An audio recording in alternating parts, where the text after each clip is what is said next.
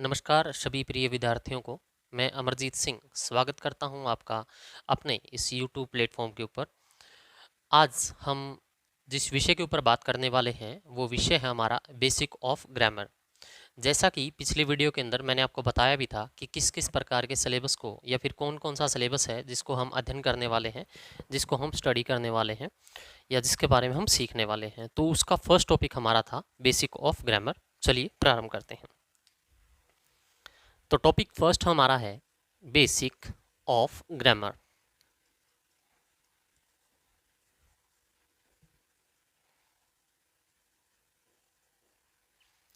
यानी कि अगर मैं कहना चाहूँ तो बेसिक ऑफ ग्रामर से अभिप्राय मेरा ये है कि हम यहाँ पर जानेंगे कि जो ग्रामर हम पढ़ते हैं सबसे पहले वो पढ़ते क्यों हैं, और दूसरी बात कि उसको बनाने में कौन कौन सी चीज़ें जो हैं वो समाहित है, कौन कौन सी चीज़ें सम्मिलित हैं। सबसे पहले हम ये बात करेंगे कि जो ग्रामर है ये होती है किसी न किसी लैंग्वेज की, किसी न किसी लैंग्वेज अर्थात भाषा के लिए जो है ग्रामर यानी कि व्याकरण शब्द का प्रयोग किया जाता है। यानी किसी भी भाषा को बनाने, किसी भी भाषा को सीखने के लिए व्याकरण एक ऐसा सिद्धांत, एक ऐसे नियम होते हैं जिसको या फिर कह सकते हैं अ सेट ऑफ रूल्स होता है, जिसके चलकर या जिसको सीखकर जो हम पूर्ण रूप से किसी भाषा के बारे में ज्ञान प्राप्त कर सकते हैं। तो यहाँ वो कौन सी भाषा है जिसके बारे में हम चीज़ों को जानना चाहते हैं। तो जिस भाषा की हम यहाँ पर बात कर रहे हैं वो भाषा है हमारे पास इंग्लिश। जी हाँ, मैंने आपको पिछली वीडियो के अंदर भी ये बताया था कि मैं जिस विषय को, जिस सब्जेक्ट को लेके चलूँगा वो सब्जेक्ट या विषय रहेगा मेरे पास इंग्लिश। तो किसी भी भाषा को सीखने के लिए जो है एक ग्रामर की ज़रूरत पड़ती है, यानी कि एक व्याकरण की ज़रूरत पड़ती है, और हमारे पास जो भाषा है वो भाषा है इंग्लिश। इंग्लिश भाषा की अगर बात की जाए या फिर किसी भी भाषा की अगर बात की जाए, उस भाषा को सीखने के अपने निश्चित कुछ स्टेप्स होते हैं। यानी अगर मैं कहूँ कि उसके कुछ चरण होते हैं, उसके कुछ तौर तरीके होते हैं। अगर उन स्टेप्स की अगर मैं बात करूं तो हमारे पास यहाँ पर 4 चरण मैं इसमें सम्मिलित करना चाहूँगा, L, S, R और W। अगर इनको डिफाइन किया जाए तो L, S, R और W से तो क्या इसका अभिप्राय है। L को अगर मैं डिफाइन करना चाहूँ, एस को अगर मैं डिफाइन करने की बात कहूँ, आर को अगर मैं डिफाइन करने की बात कहूँ और आर को अगर मैं डिफाइन करने की बात कहूँ तो इस प्रकार से इसको डिफाइन किया जा सकता है। एल का मतलब होगा लिसनिंग, यानी कि मैं कहना चाहता हूँ कि जब भी हम किसी भाषा को सीखते हैं तो सबसे पहले हमें उसके नियमों या किसी भी व्यक्ति के द्वारा जब वो शब्दों का प्रयोग किया जाता है तो हम प्राय उसे सुनते हैं। देखिए, ज़्यादा मतलब मुश्किल चीज़ें नहीं हैं। पेशेंस के साथ हमारे साथ जुड़े रहिए तो निश्चित तौर पर हम बेहतर चीज़ों को सीखेंगे। लिसनिंग का मतलब सुनिए, जब एक छोटा बच्चा होता है और एक नई दुनिया में वो आता है तो अपने समाज से, अपने परिवार से इसकी कनेक्टिविटी होती है, और जिस प्रकार के शब्दों को वो सुनता है ठीक उसी प्रकार के शब्दों को वो धीरे धीरे धीरे धीरे बोलना शुरू कर देता है। अपना ही एग्जाम्पल लीजिए। फॉर एग्जाम्पल, यदि कोई बच्चा हरियाणा में जन्म लेता है तो इसका मतलब ये तो नहीं है ना कि वो इंग्लिश बोलना स्टार्ट कर देगा जन्म लेते ही। अगर कोई बच्चा बिहार में पैदा होता है तो इसका मतलब ये नहीं है कि वो इटालियन बोलना शुरू कर देगा जन्म होते ही। तो दरअसल बात क्या है कि एक हरियाणा का बच्चा हरियाणवी और बिहार का बच्चा एक बिहारी लैंग्वेज ही जो स्टार्टिंग में जो उसकी मातृभाषा होती है उसे बोलना शुरू करता है। ध्यान रहे कि मातृभाषा शब्द से हो सकता है किसी बच्चे को अतिशयोक्ति हो जाए, लेकिन ये वास्तविक है कि भारत की अपनी कोई मातृभाषा नहीं है, भारत की राजभाषा है। चलिए प्रारंभ करते हैं कि ये हमने कुछ इसके एग्जाम्पल लिए। तो हमने बात की अभी भी लिसनिंग की, इसके बाद बात करेंगे स्पीकिंग की। स्पीकिंग की अगर बात करें तो धीरे धीरे वो बच्चा क्या शुरू कर देगा, बोलना शुरू कर देगा, तो उसे कहते हैं स्पीकिंग यानी कि बोलना। जब उसने चीज़ों को सुन लिया, उसने चीज़ों को बोल लिया, तो अब उसकी स्कूल का दौर शुरू होगा। तो वो क्या करेगा, चीज़ों को लिखना भी शुरू कर देगा, और इसे हम बोलते हैं रीडिंग। और इसी प्रकार से नेक्स्ट पॉइंट हमारा बन जाएगा राइटिंग, यानी कि वो पढ़ना शुरू कर देगा और पढ़ने के बाद उसको लिखना शुरू कर देगा। किसी भी स्टूडेंट लाइफ को अगर आप देखोगे तो इसी प्रकार से वो होकर के गुजरता है उसके सफलता का रास्ता, यानी कि वो सुनता है स्कूल में, उसके बाद उन्हीं चीज़ों को बोलता है, यानी कि जिसे हम रोट सिस्टम भी बोलते हैं, रटना भी कहते हैं, लेकिन रटना और वैसे बोलना दोनों के अंदर बेसिक डिफरेंस होते हैं। उसके बाद रीडिंग और आफ्टर दैट राइट वो करता है, जिसको हम नोट्स बनाना इत्यादि कहते हैं। तो ये कुछ लैंग्वेज के चरण थे, कुछ एक बेसिक चीज़ें थी जिसको हमने अभी अभी जाना। तो ये तो हुई उन बेसिक चीज़ों की बात जो हम इसके अंदर सम्मिलित करते हैं। अब हम जानेंगे कि किसी भी भाषा को बनाने के लिए चीज़ें कहाँ से प्रारंभ होती होगी, लेकिन उसका रास्ता हम तय करेंगे कहाँ से, इंग्लिश से। मान लीजिए कि हमारे पास ये एक ढेर पड़ा है। अब आप कहोगे सर किस चीज़ का ये ढेर है, तो मैं कहूँगा कि इसमें छोटे छोटे लेटर हैं। फॉर एग्जांपल इसी में ए है, इसी में डब्लू है, इसी में एक्स है, इसी में पी है, इसी में क्यू है, इसी में टी है। तो ऐसे ऐसे करके मतलब इसमें बहुत सारे वर्ड का एक ये ढेर पड़ा है। अगर मैं कहूँ इसका अपना कोई अर्थ है, तो आप कहोगे सर नहीं, अव्यवस्थित चीज़ का कोई अर्थ नहीं होता, ये अपने आप में मीनिंगलेस होती है, अर्थात किसी काम की नहीं होती। तो आप कहोगे कि इससे आप बताना क्या चाहते हैं। मैं ये बताना चाहता हूँ कि इसमें से अगर मैं एक वर्ड को उठा लूँ, चाहे वो कोई भी वर्ड है, फॉर एग्जाम्पल मैं यहाँ पर बिल्कुल शुरुआती वर्ड उठा लेता हूँ और वो वर्ड है हमारा ए। वो वर्ड है ए। सॉरी माफ कीजिएगा, वर्ड नहीं, एक लेटर। ये लेटर हमने उठाया या फिर ये अल्फ़ाबेट हमने उठाया और इसको हमने बोल दिया ए। ए जो हमने बोला, ध्यान रहे दोनों हुई, यानी कि एक तो मैं बोल देता हूँ लेटर और एक मैं बोल देता हूँ अल्फ़ाबेट, तो दोनों के बीच में बेसिक डिफरेंसेस होते हैं। जब इन्हीं लेटर को एक सीरीज के अकॉर्डिंग व्यवस्थित स्वरूप में लगा दिया जाए तो वही लेटर क्या कहलाएंगे, यहाँ पर आकर के अल्फ़ाबेट कहलाते हैं, वर्णमाला कहलाते हैं। जैसा कि इसके नाम से स्पष्ट है कि इसको हम बोलते हैं वर्णमाला, यानी वर्ण का मतलब क्या था यहाँ पर, एक छोटा सा अक्षर, और माला का मतलब सीरीज में उसे लगाना, तो ये कहलाया वर्णमाला। तो चलिए हमने यहाँ पर बात की ए की। अब इस ए को अगर आप गौर से देखेंगे तो इस ए को मैंने बोल दिया अक्षर, और यहाँ पर मैंने इसे लिखा लेटर। ध्यान से समझिएगा, बड़ी ही आधारभूत चीज़ है, कंसेप्ट ऐसे ही क्लियर होते हैं। चीज़ों को सारे बच्चे एक चीज़ के ऊपर ज़रूर मतलब ध्यान दें कि कब से हम इंग्लिश को सीखते आ रहे हैं और आज भी इस पजल में है कि मतलब एक्चुअल में ये मामला है क्या, तो चीज़ों को बेहतर बनाया जा सकता है। अक्षर को अगर हम ध्यान से देखेंगे तो इसमें एक वर्ड छिपा हुआ है अक्ष। अक्ष का मतलब होते हैं नयन, यानी कि आंखें, अर्थात जिसे आंखों से देखा जा सके, यानी कि ए को हम आंखों से देख सकते हैं। आंखों से देख सकते हैं तो इसका मतलब ये हुआ कि इसका एक निश्चित रूप है, इसका एक निश्चित रूप है, और उस निश्चित रूप को ही हम क्या बोलेंगे, यहाँ पर बोलेंगे स्क्रिप्ट, यानी कि इसे हम कहेंगे लिपि। इसे हम क्या कहते हैं, लिपि कहते हैं। तो सबसे पहले मैंने यहाँ पर आपको एक लेटर दिया, और लेटर एक निश्चित तरीके से, एक निश्चित उसका ढांचा है, एक निश्चित उसका स्ट्रक्चर है, उसको मैंने क्या नाम दे दिया, स्क्रिप्ट दे दिया। जब इसी लेटर को मैंने एक तरीके से, समझिएगा मेरी बात को, मैंने एक तरीके से लगाना शुरू किया किसी सीरीज में, किसी सिचुएटेड वे में, तो मान लीजिए इस ढेर में से मैंने वर्ड उठाया पी, मैंने वर्ड उठाया ई, और मैंने लेटर उठाया PEN, तो मेरे पास वर्ड बन जाता है पेन।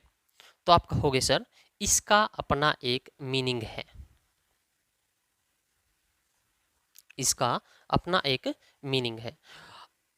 तो ये कैसा हुआ, मीनिंगफुल, यानी कि सार्थक जो एक वर्ड है उसका यहाँ से निर्माण हुआ। तो मैं कहूँगा कि स्क्रिप्ट जब इंक्लूड हो जाती है किसी लेटर में, या फिर ये कहेंगे कि लेटर को जब व्यवस्थित रूप से लगा दिया जाए तो उसी को हम क्या कहेंगे, वर्ड कहेंगे। उसी को हम क्या कहेंगे, वर्ड कहेंगे। तो ये बना अपना शब्द। तो यहां से हमने जान लिया कि शब्द का निर्माण कैसे होता है, लेकिन इसी में एक इसका एक्सेप्शन केस भी है। फॉर एग्जाम्पल यहीं पर मैं लगा देता NEP, EPN, तो आप कहोगे सर इनका कोई वर्ड नहीं बनता, तो ये कैसे हो जाएंगे, मीनिंग लेस हो जाएंगे, इनका अपने आप में कोई मतलब नहीं बनता। तो दो चीज़ें हमने यहाँ पर जानी कि सबसे पहले हमने जाना कि कोई एक लेटर होता है, लेटर के पश्चात उसकी अपनी एक स्क्रिप्ट होती है, लिपि होती है, और उसी से हम किस चीज़ का निर्माण करते हैं, वर्ड का जो है निर्माण करते हैं। आगे बढ़ेंगे। मैं फिर से आपको याद दिला रहा हूँ कि किसी भी ऑनलाइन क्लास को देखते समय पेशेंस का होना बेहद ज़रूरी है।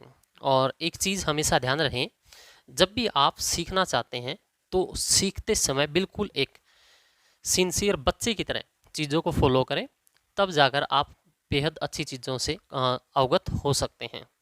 अदरवाइज़ आज के हालात कुछ और हैं, बच्चे सीखना कम और सिखाना ज़्यादा चाहते हैं। एक कहावत है हमारे किताबों में, an empty vessels make more noise, मतलब एक खाली बर्तन ज़्यादा शोर किया करते हैं। तो ध्यान रहे इस प्रकार के हालात हमारे ना हो, इसलिए हमें चीज़ों को सीखना है तब तक जब तक कि हम एक पूर्ण रूप से भरे हुए बर्तन ना बन जाए। तो चलिए आगे बढ़ते हैं। अभी अभी हमने बात की कि हमारे पास यहाँ पर एक वर्ड आ जाता है और उस वर्ड को हमने कहा था शब्द। तो सबसे पहले हमने यहाँ पर लिया था लेटर। लेटर के बीच में एक भूमिका निभाई किसी चीज़ ने, और वो चीज़ थी स्क्रिप्ट। स्क्रिप्ट के बाद हमने बना दिया वर्ड। बट डोंट फॉरगेट, लेकिन भूले नहीं कि इस वर्ड को हम पुकारेंगे भी तो। यानी मैंने देखिए कि किसी भी चीज़ को मैंने ए कहा, बी कहा, सी कहा, डी कहा, ई, एफ, जी, एच, और इस प्रकार से हम चीज़ों को बोलते हैं। ठीक इसी प्रकार से हम चीज़ों को जैसे कि पेन, नोटबुक, टेबल, फैन इत्यादि जैसे शब्दों का हम प्रयोग करते हैं। तो जिन भी शब्दों का, जिन भी अक्षरों का हम बोलकर प्रयोग करते हैं, उसको हम क्या नाम दें। जो भी चीज़ हमने कही तो उसको या तो हम क्या कहें, साउंड, या फिर क्या कहें, वॉइस। लेकिन ध्यान रहे कि दोनों ही चीज़ों में बनती नहीं है। मतलब साउंड अलग चीज़ है और वॉइस अलग चीज़ है, तो इन्हें कहा क्या जाए। तो ध्यान रहे कि जो वॉइस होती है ये एक ह्यूमन ट्रेट है। वॉइस ह्यूमन ट्रेट है, यानी यह एक मानवीय गुण है। अर्थात मैं ये कहना चाहता हूँ कि जो वॉइस है वो सिर्फ ह्यूमन बीइंग के पास है और किसी के पास नहीं, जबकि साउंड कहीं से भी प्रोड्यूस हो सकती है। फॉर एग्जाम्पल दरवाज़ा खटखटाना,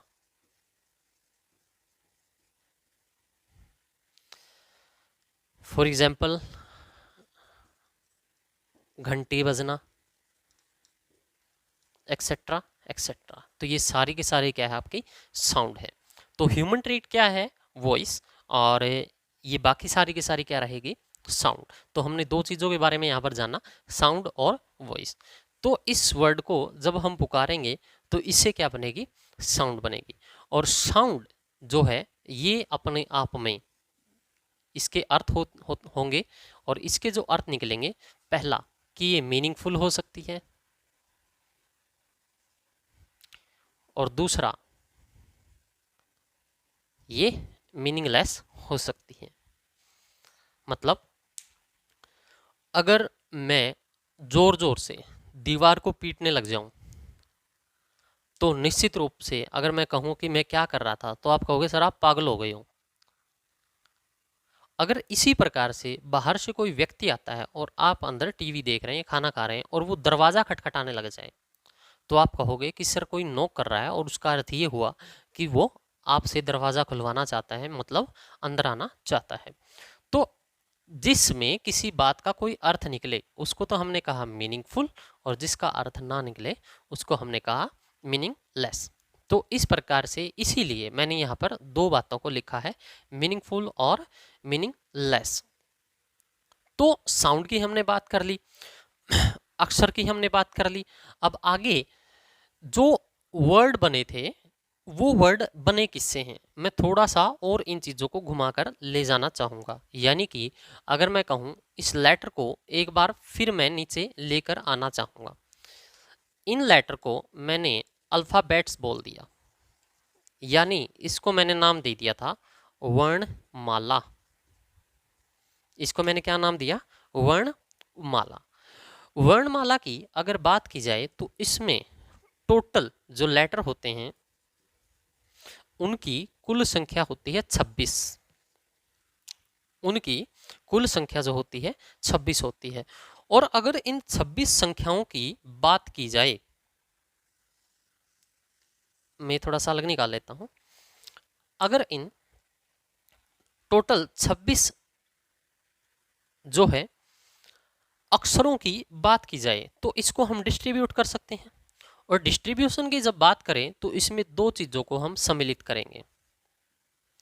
इसमें हम दो चीज़ों को सम्मिलित करेंगे। पहला, इसको हम कहेंगे वावल, और दूसरा इसको हम कहेंगे कंसोनेंट। एक होता है वावल और दूसरा होता है कंसोनेंट।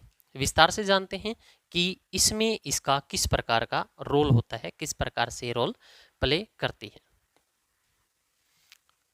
तो मैं इस चीज़ को यहाँ से इरेज नहीं करने वाला, इस सीरीज को हम लगातार लेकर चलेंगे।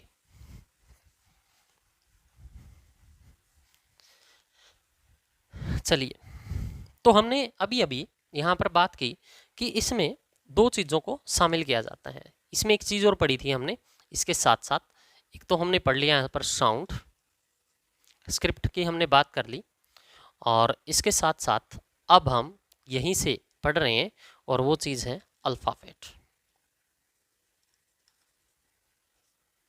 वो चीज़ हम क्या पढ़ रहे हैं, अल्फ़ाबेट। अल्फ़ाबेट की जो संख्या बताई मैंने वो टोटल कितनी बताई, 26। और इन 26 को हमने अलग किया किस प्रकार से, यहाँ पर अलग किया था इसको। फॉर एग्जाम्पल मैं इसको डिस्ट्रीब्यूट कर देता हूँ कुछ ऐसे। अल्फ़ाबेट को हम डिस्ट्रीब्यूट कर देते हैं। पहले को हमने नाम दिया वावल और दूसरे को हमने नाम दिया कंसोनेंट। पहले को हमने नाम दिया वावल और दूसरे को हमने नाम दिया कंसोनेंट।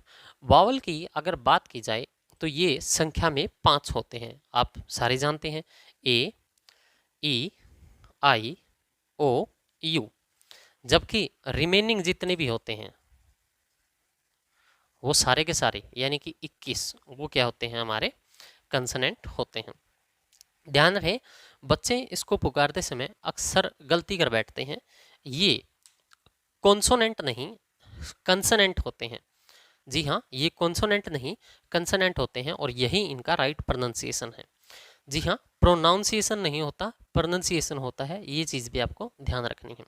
तो ए, ई, आई, ओ, यू इनकी संख्या मैंने 5 बताई आपको, और कंसोनेंट की संख्या हमने 21 बताई। तो कुल मिलाकर अगर दोनों को जोड़ा जाए तो 21 और 5 26। तो यहाँ पर हमने अल्फ़ाबेट को कंप्लीट किया। लेकिन बात सिर्फ यहीं ख़त्म नहीं हो जाती है, अब इसमें और भी काफ़ी सारी चीज़ें हम इंक्लूड करने वाले हैं। यानी कि अगर हम कहें तो इसके अंदर यानी कि कंसोनेंट से अब साउंड प्रोवाइड करवाई जाएगी। जो साउंड प्रोवाइड करवाई जाएगी इसमें से 24 प्रकार की जो है साउंड वो बनती है किसमें से, कंसोनेंट में से, और 20 प्रकार की जो साउंड है वो बनती है किसमें से, वावल में से। ये बात ध्यान रखेंगे आप। तो कुल मिलाकर अगर मैं कहना चाहूँ तो दोनों मिलकर के कितनी प्रकार की आवाज़ जो है वो बनाते हैं, तो ये जो है 44 यानी कि 44 टाइप की जो है आवाज़ यहाँ पर प्रदान करते हैं टोटल जो हमारे पास कंसोनेंट और वावल होते हैं। तो बेसिक रूप से हम ये कह सकते हैं कि अभी अभी हमने जिस बेसिक ऑफ ग्रामर की बात की, यानी कि वो जो कि अभी बेसिक रूप से ऑब्वियसली चलेगा आगे और भी, उसमें काफ़ी छोटी छोटी चीज़ें हमें जीवन से संबंधित और किसी भी चीज़ की सिचुएटेड किस चीज़ को कैसे करें, व्यवस्थित कैसे करें, उसके आधारभूत नियम के बारे में एक महत्वपूर्ण जो है जानकारी प्रदान करती है। तो यहाँ पर हमने बात की वावल की और किस चीज़ की, कंसोनेंट की। तो वर्ड की हम बात कर चुके हैं। अब इन्हीं वर्ड से फिर आगे जा करके हम बना लेंगे पार्ट्स ऑफ स्पीच। ध्यान से समझिए। अरे यार,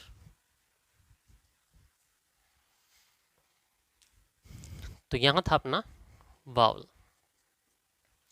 तो वावल और कंसोनेंट की हम बात कर चुके हैं, वो कितने प्रकार के साउंड रिप्रेजेंट करते हैं उसकी हम बात कर चुके हैं। तो ये सारी बातें हमने की। अब जो भी हम बोलेंगे, जितनी भी साउंड रिप्रेजेंट होगी, जितनी भी वॉइस उससे बनेगी, उससे निर्माण होगा किस चीज का? आप कहोगे सर इन दोनों ही चीजों से निर्माण होता है किसका? स्पीच का।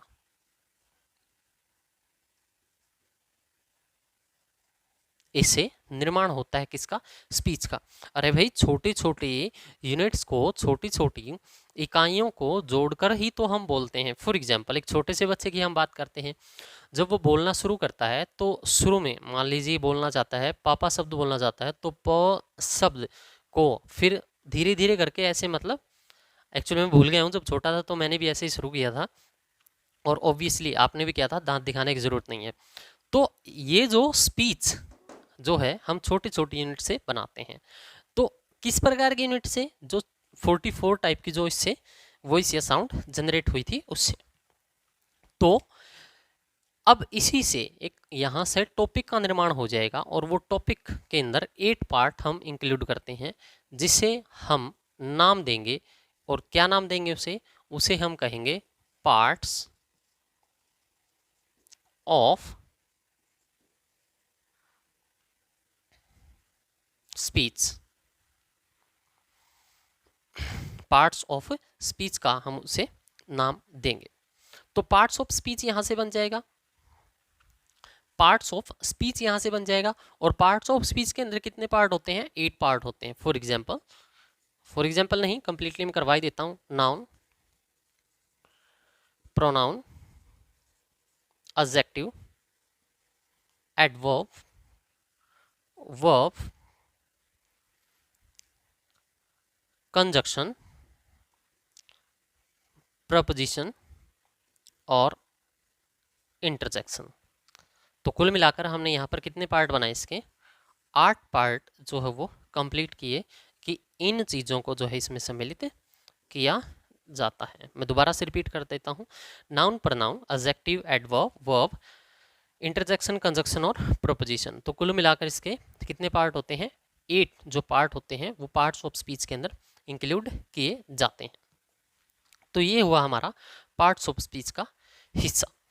पार्ट्स ऑफ स्पीच की अगर बात की जाए तो इससे थोड़ा सा आगे बढ़ लेते हैं।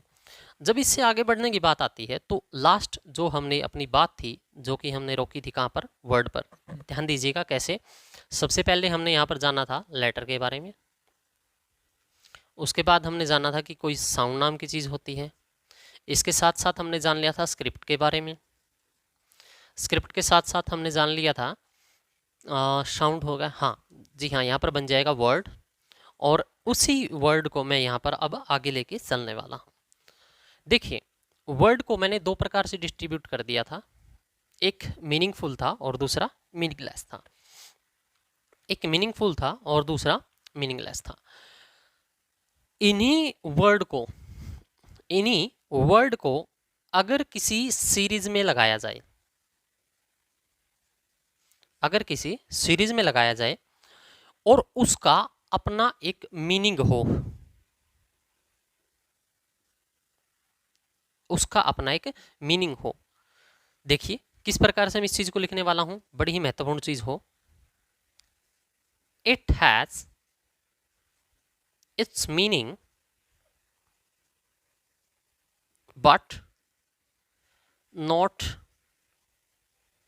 कंप्लीट। इसका अपना मीनिंग तो होता है लेकिन कंप्लीट नहीं होता।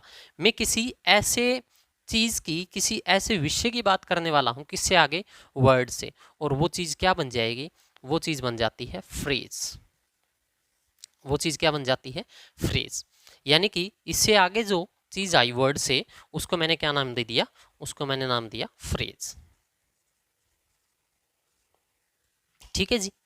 फ्रेज के अंदर बेसिक रूप से हम तीन पार्ट्स को शामिल करते हैं। फ्रेज के अंदर बेसिक रूप से हम तीन चीज़ों को शामिल करते हैं। मैंने अभी अभी आपको बताया कि फ्रेज एक इस प्रकार का सेंटेंस के जैसा होता है, सेंटेंस तो नहीं होता, सेंटेंस के जैसा होता है, जिसमें इसका मीनिंग तो होता है लेकिन कंप्लीट मीनिंग नहीं होता। जिसमें जैसे ग्रुप, इसी को हमने अभी अभी बोला, a group of word without complete meaning, मतलब वर्ड तो होता है लेकिन इसका मीनिंग तो होता है, कंप्लीट मीनिंग नहीं होता। जैसे ही मैंने यहाँ पर लिख दिया करण एंड अर्जुन, तो आप कहोगे सर करण और अर्जुन क्या, तो इसमें यानी कि इस वाक्य के अंदर इस प्रकार की कोई बात नहीं लिखी गई जिससे कि इसका अर्थ क्लियर हो। तो करण एंड अर्जुन सिर्फ एक फ्रेज है, यह कोई कंप्लीट सेंटेंस नहीं है, तो हमने इसको फ्रेज का नाम दिया। इसी फ्रेज की अगर मैं आगे बात करूं तो इस फ्रेज के अपने तीन रूप होते हैं। फ्रेज के अपने तीन रूप होते हैं, जैसे noun phrase, second adjective phrase. Don't forget guys कि ये एडजेक्टिव नहीं होता, ये एडजेक्टिव होता है। इसके बाद आएगा एडवर्ब फ्रेज।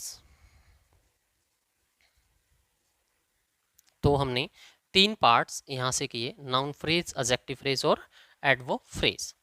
ये तीनों के तीनों किस में शामिल किए जाते हैं, फ्रेज में शामिल किए जाते हैं। तो फ्रेज के बाद नेक्स्ट जो अपना पार्ट आता है वो पार्ट आएगा सेंटेंस का। लेकिन सेंटेंस से पहले एक छोटी सी बात कि जब इन तीनों ही फ्रेज को कोई स्टडी करे, इन तीनों ही फ्रेज के ऊपर कोई ना कोई स्टडी करे, कोई अध्ययन करे, तो उसे कहते हैं फ्रेजोलॉजी। उसे क्या नाम देंगे, फ्रेजोलॉजी कहेंगे उसे। जब तीनों ही मतलब फ्रेज के ऊपर किसी प्रकार का अध्ययन किया जाता है तो उसे कहते हैं फ्रेजोलॉजी। अब सेंटेंस की बात कर लेते हैं। तो सेंटेंस की जब बात करें तो it has its complete meaning. इसका अपना कंप्लीट मीनिंग होता है। जी हाँ, सेंटेंस का अपना कंप्लीट मीनिंग होता है। तो फ्रेज से आगे हमने बात की किस चीज़ की, सेंटेंस की। तो प्रिय विद्यार्थियों, हमने इस क्लास के अंदर काफ़ी सारी चीज़ों को जाना और आपने देखा कि मैंने ए फॉर एप्पल से जो है स्टार्ट किया था और हम सेंटेंस तक जो है पहुंच गए हैं, बिल्कुल छोटी छोटी चीज़ों को सम्मिलित करके। हालांकि चीज़ें इसमें काफ़ी चीज़ों को और इंक्लूड किया जा सकता है, काफ़ी चीज़ें और भी आएगी, लेकिन समय की सीमा को ध्यान में रखते हुए लेक्चर को इस प्रकार से मेंटेन किया गया है कि आपकी चीज़ें छूटे भी ना, आप ज्ञान से वंचित भी ना रहें और एग्जाम को भी जो है ध्यान में रखा जाए। तो सबसे पहले हमने पढ़ा लेटर, लेटर के बाद हमने डिस्कस किया साउंड, साउंड के बाद हमने बात की स्क्रिप्ट की, और स्क्रिप्ट से आगे जब हम बढ़े तो हमने पढ़ा वर्ड, वर्ड से आगे फ्रेज और फ्रेज से आगे सेंटेंस। तो यह जो हमारी क्लास रहेगी, यह कक्षा हमारी जो रहेगी, ये सेंटेंस तक ही रहेगी। अब नेक्स्ट जो हमारी क्लास होगी उसके अंदर हम जानेंगे टाइप्स ऑफ सेंटेंस, कि सेंटेंस के कितने टाइप होते हैं, किस प्रकार से ये काम करता है, और उससे अगली कक्षा के अंदर हम टेंस को पढ़ना प्रारंभ कर देंगे। तो मैंने आने वाली 2 कक्षाओं की आपको जानकारी दे दी है। किसी भी प्रकार की विद्यार्थी को किसी भी प्रकार की कक्षा संबंधी, लिखने के ढंग से संबंधी, मेरे बोलने के तौर तरीके संबंधी, या फिर किसी भी प्रकार की कोई समस्या अगर हो, हमारा प्लेटफॉर्म एकदम से नया है और हो सकती है किसी प्रकार की आपको प्रॉब्लम हो सकती है। तो जिस भी प्रकार के आपके सुझाव हैं, जिस भी प्रकार के आपके विचार हैं, वो कमेंट सेक्शन के माध्यम से आप हमारे यूट्यूब चैनल तक पहुंचाने का कष्ट ज़रूर करें। तो एक बार फिर मैं आप सभी के लिए शुभकामनाएं करता हूं, ये दुआ करता हूं कि आप बेहद जल्द जो है कामयाब हो जाएं और परिवार के लिए ढेर सारी खुशियों का जो है एक माध्यम बने। तो आज के लिए इस क्लास में इतना ही, मिलते हैं नेक्स्ट क्लास के अंदर। धन्यवाद, नमस्कार।